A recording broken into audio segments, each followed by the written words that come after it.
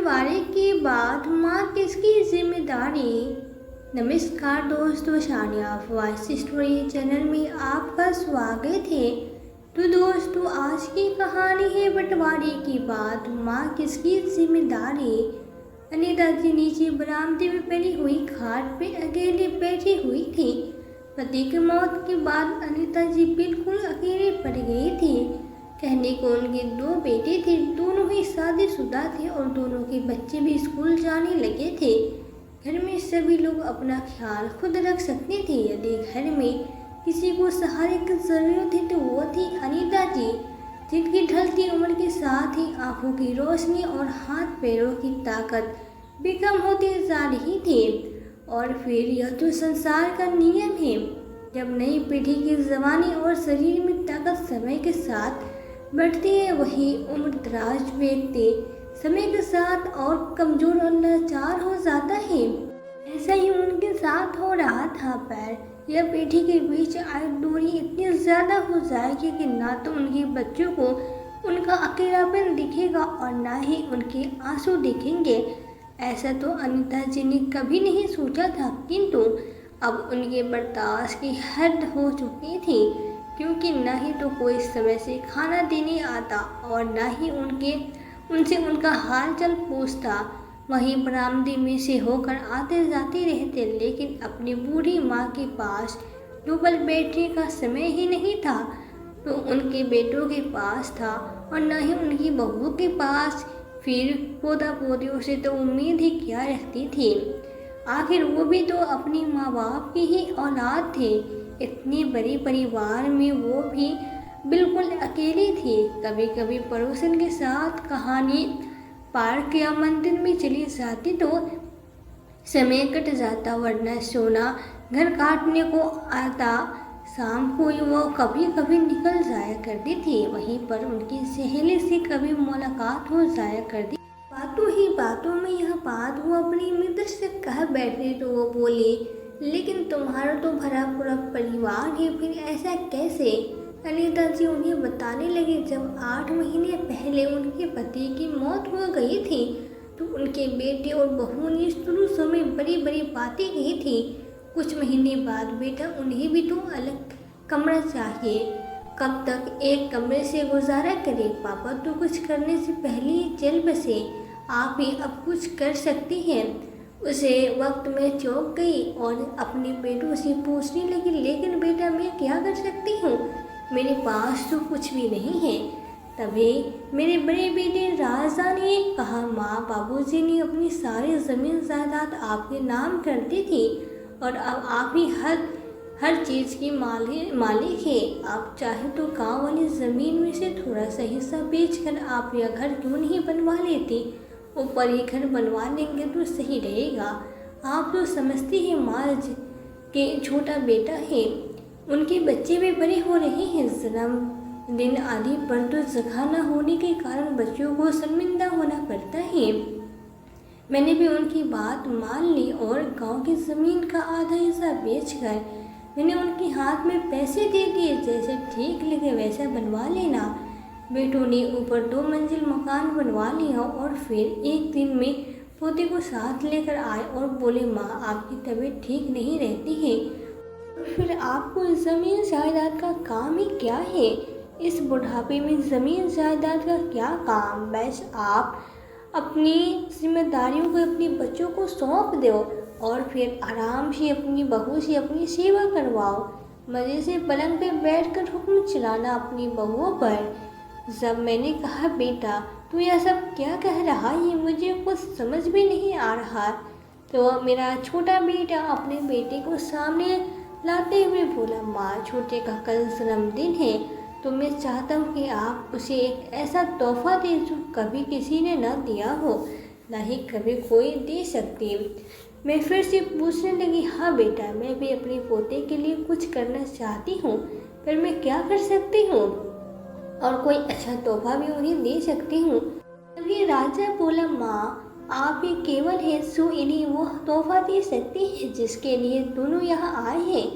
मेरा बड़ा बेटा बोला, अरे यार तू साफ साफ बता ना, माँ को करना क्या है। कागज आगे करता हुआ छोटा बेटा ने कहा, कहीं दस्तखत नहीं कुछ जानती थी, पर वे कहती थे ना, इंसान को कोई भी कागज पे दस्तखत करवाए तो ये पूछना चाहिए कि वो किस लिए है। हो सके तो कागजात पढ़ लेने चाहिए, क्योंकि आजकल धोखाधड़ी बहुत है। लेकिन यहाँ कौन है जो मेरे साथ धोखा करेगा?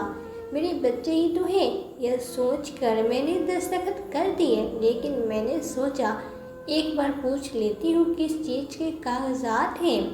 ये पूछने पे बड़ा बेटा मुस्कुराता हुआ बोला, माँ, इन पर लिखा है कि आप गांव वाली ज़मीन अपने नाम, दोनों पौधों के नाम कर रही हो। मुझे सुनकर पहले थोड़ा धक्का लगा कि इन्होंने कितनी चालाकी से कागज़ पे मेरे दस्तखत ले लिए, लेकिन फिर मैं सोचने लगी कि मेरा बड़ा बेटा सही कह रहा था। इस उम्र में मुझे ज़मीन जायदाद का भला क्या काम? मेरे जाने के बाद वैसे भी सब कुछ बहू और बेटे का ही तो था, और फिर मेरे अपने पोते हैं। मैंने उनके लिए इतना कर भी दिया तो क्या हो गया? अब आराम से रहूँगी और दोनों बहुओं और बेटों से सेवा करवाऊँगी। मैं उसी दिन यहाँ तुम्हारे मिली थी ना, ये इस दिन की बात है जब मैं घर पहुँची। बेटी और बहू कोई भी मुझे घर में नहीं दिखा। एक पल को तो मैं घबरा गई और बच्चों को आवाज़ देने लगी। बहुत देर बाद बड़ी बहू ऊपर से चिल्लाई, क्या हुआ? क्यों इतना चिल्ला रही हो? हम ऊपर ही सारा सामान लेकर कुछ काम ही कर रहे थे, इसलिए नहीं सुना। मैंने कहा, कोई बात नहीं, चलो, बहुत काम में व्यस्त थे तो मैं ही ऊपर चली जाती हूँ। मैं जैसे कि ऊपर पहुँची और सीढ़ियों से बहू के दरवाजे तक पर रखा, वो जोर से चिल्लाई, आपको दिखाई नहीं देता? घर गंदा कर देते हैं। मैंने अभी अभी पूरा घर साफ किया है, पहले सुख जाने दो फिर अंदर आना। मैंने कहा, बहू, बहुत तेज भूख लग रही है, जल्दी से कुछ खाने को दे दो। कोई बात नहीं बेटा, सफाई की है तो मैं यही सीढ़ियों पर बैठकर खा लूँगी। बहू बोली, अभी मैंने कुछ नहीं बनाया, खाने को जाकर ऊपर देख लो, अगर आपकी छोटी बहू ने कुछ बनाया हो तो। मैंने कहा, बेटा, मैं इतनी सीढ़ियों से चलकर आई हूँ, पहले ही मेरा सांस फूल रहा है, तुम ही कुछ बना दो। वो बोली, अभी मुझे बहुत काम है, बस एक रोटी बनाने का काम ही नहीं है, मुझे बहुत काम है, ऊपर जाकर देख लो। इतना कहकर वो अंदर चली गई। मैं जैसे तैसे हिम्मत जुटाकर ऊपर छोटी बहू के पास पहुँची।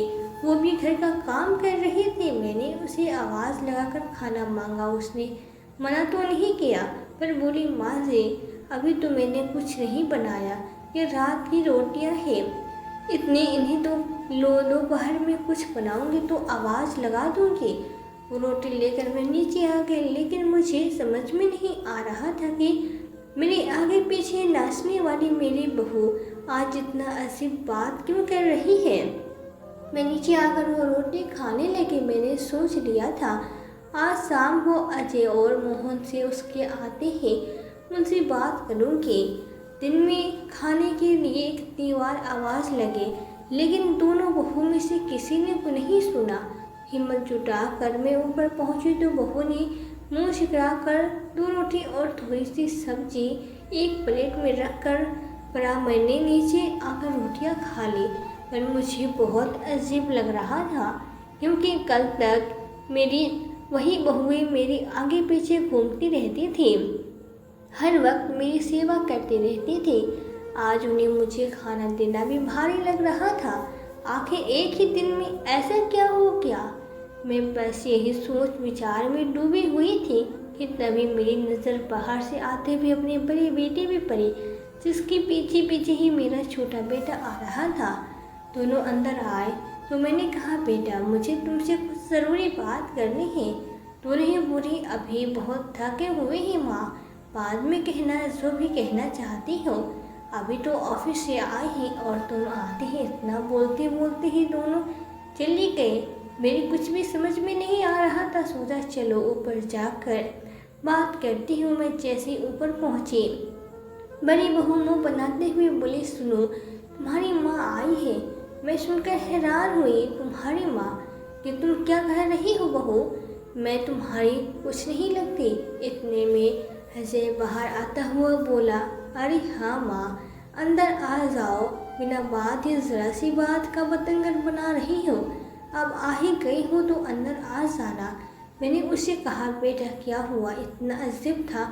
और अब तुम वो बोला क्या करने लगी हो तुम, जो यहाँ से मुझे शांति से खाना खाने दो।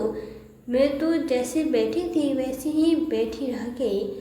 उसकी बात सुनकर तो जैसे मेरे हाथ पैर ही सुन पड़ गए थे। बहू की तेज आवाज़ से मैं जैसे बुरे सपनों से जग गई। काश वो सपना होता, पर वो तो एक डरावना सच था। इतना बोलते बोलते अनीता चीज वक्त कर रोने लगी। उनकी सहेली ने उन्हें शांत कराया, पानी पिलाया और कहा, अनीता मुझे पूरी बात बताओ, तभी शायद मैं तुम्हारी मदद कर पाऊँ। अनीता जी थोड़ी शांत हुई और बोली, बड़ी बहू के यहाँ से उठकर मैं छोटे बेटे के पास गई। मुझे पहले ही डर रही थी, फिर भी मैं हिम्मत करके छोटे बेटे के पास गई। दरवाज़ा खुला था तो मैं आवाज़ देकर अंदर चली गई। छोटी बहू ने लाकर रोटियां दे दी। मैंने पहले टुकड़ा मुँह में डाला ही था कि मोहन भी कमरे से बाहर आया और बोला, माँ आप यहाँ कैसे। अपने बेटे के सवाल को सुनकर मेरी आंखों में आंसू भर आए। आंखों में आंसू लिए बोली, बेटा तुम पूछ रही हो मैं यहाँ कैसे, तुम्हारे भाई ने कहा दिया यहाँ मत आओ। तो जाओ तो जाओ कहाँ। तो छोटी बहू ने थोड़ी नमी दिखाते हुए कहा, माँ जी आप खाना खा लो फिर बात करना। छोटी बहू फिर भी ठीक थी, लेकिन मोहन की आगे वो ज़्यादा कुछ नहीं कह पाती थी। अब बड़ी बहू ने तो बिल्कुल हाथ झाड़ लिया। दोनों वक्त का खाना छोटी बहू के पास से खा लिया करते। ज़्यादा अच्छा तो नहीं, पर जैसा भी करते वही थोड़ा बहुत बना कर दे देती थी। फिर आज सुबह जब सीढ़ियों से मैं ऊपर जा रही थी तब मोहन की आवाज़ आई। वो अपनी पत्नी से लड़ रहा था, तुम ही ज़्यादा रईस हो, बड़ी भाभी को देखो और कुछ सीखो। उन्होंने तो अपना पल्ला झाड़ लिया और माँ को हमारे माथे मल दिया। अरे हमारे पहले से ही बहुत खर्च है। छोटी बहू ने कहा, तो फिर इसमें माँ जी का क्या गलती है। वो कभी तुम्हारे तो कभी तुम्हारे बड़े भाई के दरवाजे पे ही खड़े रहे। बस जान कैसा बेटा है, पैसे का भूख इतना सुनते हैं। मोहन ने छोटी बहू पे हाथ उठा लिया और बहू ने तो दरवाजे से यह कहकर भगा दिया, हमसे अपने खर्चे तो पूरे होते नहीं हैं, तुम्हारे खर्च कौन उठाएगी। बात दो रोटी की ही हो तो देखा भी जाए, तुम्हारे तो खर्च भी कम नहीं है। सड़क पर किसी को तो रोटी देनी हो तो दे कर आ जाना, और तो कोई खर्चा नहीं है। लेकिन आपके कपड़ों का खर्चा, दवाइयों का खर्चा, खाने पीने का खर्चा हमसे नहीं हो पाएगा। जैसे भी हो आप नीचे ही रहा करो, यहाँ मत आया करो। आज जाती हो तो खाना देना ही पड़ता है। लंबी सांस लेते हुए बोली, पता नहीं बहन, जीवन में और क्या क्या दुख देखना बाकी रह गया है, जो अब भी भूख से तड़पने के बाद भी प्राण नहीं निकलते। अब उनकी बर्दाश्त की सीमा पार हो चुकी थी। वो फूट कर रोने लगी, रोते रोते वहीं बैठ गई। तभी उनकी सहेली ने उन्हें उठाया और उन्हें पहले सांत्वना दी। फिर ढाढ़स बढ़ाते हुए बोली, देखो अनीता, कहती ऐसे हर मान कर बैठोगे तो सच में कभी मर जाएंगे तुम्हारे साथ, और क्या क्या होगा। लेकिन यदि तुम गलत के खिलाफ आवाज़ उठाती हो तो तुम अपना बच्चा कुछ ज़िंदगी बहुत अच्छी तरह से बिताओगी। तुम्हारी बहू बेटे को सबक सिखाने का एक तरीका है मेरे पास, पर पहले तुम्हारे पास जो भी ज़मीन के कागजात हैं वो यहाँ ले आओ। कल फिर इसका कोई उपाय खोजते हैं, पर पहले मैं तुम्हें कुछ खिला देती हूँ। अनीता जी और उनके मित्र वहीं पास के ठेला पे गई और अनीता जी के मित्र ने उन्हें भर पेट खाना खिलाया। शाम को खाना पैक कर दिया और फिर दोनों अपने अपने घर निकल गई। अगले दिन अनीता जी सभी कागजात लेकर पार्क में पहुंची और देखा उनके मित्र पहले से ही वही थे और एक वकील के साथ खड़ी थी। वो पहले से ही वकील को सभी हालातों के बारे में बता चुकी थी। वकील साहब ने वहीं बैठकर कागजात देखे और कहा, अरे यह तो हुई ना बात। अब यह बताइए, यह कागज किस प्रॉपर्टी के हैं? वो बोली, हमारे मकान के कागज हैं। वकील ने कहा, फिर तो आपके बहू और बेटों का आप अपने इशारे पे नचा सकती हैं। वकील के साथ मिलकर अपने मित्र की सहायता से अनीता जी ने कागजी कार्रवाई शुरू की और वकील अनीता जी को लेकर उनके घर पहुंचे। साथ में अपने मित्र भी थे। वकील के आने से सभी लोग थोड़ा चौंक गए। फिर तभी वकील के पीछे पीछे अनीता जी अंदर आए। उन्हें वकील के साथ देख बेटे बहुत चौंक गए। तुम लोगों ने मेरे साथ और कोई चारा ही नहीं छोड़ा। जब जायदाद की बारी आई तो दौड़कर दोनों मेरे पास अपना हक मांगने आए और अब अपना फर्ज निभाने की बात आई तो दोनों ने अपने हाथ पीछे खींच लिए। इस बंटवारे में पैसा, घर और ज़मीन तो दोनों को चाहिए थे, पर माँ वो किसी को नहीं चाहिए थे। यह बात मत भूलो कि जिस ज़मीन पे यह घर है आज भी मेरे पति की है, जिस पर सबसे पहले अधिकार मेरा है। अब बाबूजी जिंदा थे तभी उन्होंने यह घर मेरे नाम कर दिया था। तो चौंकते हुए मोहन देखने लगा। अजय ने उसे कहा था कि माँ के बाद दोनों भाई प्रॉपर्टी आधी आधी बांट लेंगे, और जबकि यह घर तो पहले ही हत्या चुका था। अनीता जी को फिर से एक बड़ा झटका लगा कि तभी वकील साहब आगे आते हुए बोले, मिस्टर अजय, यह घर पहले कभी आपके नाम किया गया होगा, लेकिन आपके बाबूजी ने मरने से पहले यह घर भी अपनी पत्नी अनीता जी के नाम कर दिया था। साथ ही यह भी लिखा था कि यदि अनीता जी की मृत्यु अचानक किसी दुर्घटना या अन्य किसी व्यक्ति द्वारा उनकी हत्या की जाती है तो यह प्रॉपर्टी अनाथ आश्रम में दान कर दी जाए। यह सुनते ही अजय हक्का बक्का रह गया। तभी वकील ने कहा, खैर आपकी पर्सनल मैटर है, लेकिन आंटी जी शायद आपको अंदाज़ा न हो, लेकिन आपके पति को अंदाज़ा था कि उनकी औलाद कितनी घटिया है हो सकती है, इसलिए आपकी सुरक्षा की चिंता करते हुए उन्होंने मरने से कुछ दिन पहले ही यह सब कराया था। क्योंकि यह घर आप चाहे तो खाली पड़ा रहने दे, चाहे तो अपने दुश्मनों को इस घर में धक्के मार कर बाहर निकाल दे, कोई आपसे कुछ नहीं कह सकता। इतना सब सुनने के बाद अनीता जी पहले वाली शांत और सीधी सी महिला नहीं जो कुछ न बोल सके। अपने अधिकार के लिए लड़ना जब उन्होंने शुरू ही कर दिया था तो अब वो अपनी औलाद को सबक सिखाने बिना पीछे नहीं हटने वाली थी।